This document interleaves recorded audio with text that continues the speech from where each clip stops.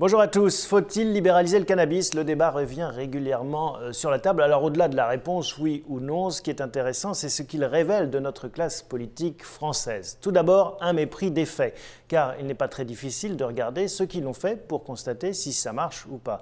Il n'y a qu'à aller en Hollande où l'expérience n'est pas très concluante, en tout cas au dire des observateurs qui constatent une dérive vers les drogues de plus en plus dures pour les consommateurs, en tout cas certains d'entre eux, de cannabis. Donc la classe politique, et c'est fâcheux, a tendance à occulter les faits et raisonner de façon idéologique. Deuxième point symptomatique de la classe politique française, ses contradictions. La gauche, par exemple, est pour la libéralisation du cannabis, le mariage homosexuel, le droit à l'avortement, plein de liberté dans le domaine social. Oui, mais là où ça se complique, c'est que dans le domaine économique, c'est tout le contraire. Les 35 heures, la retraite à 60 ans, le droit de licenciement, tout ça doit être verrouillé, structuré, réglementé.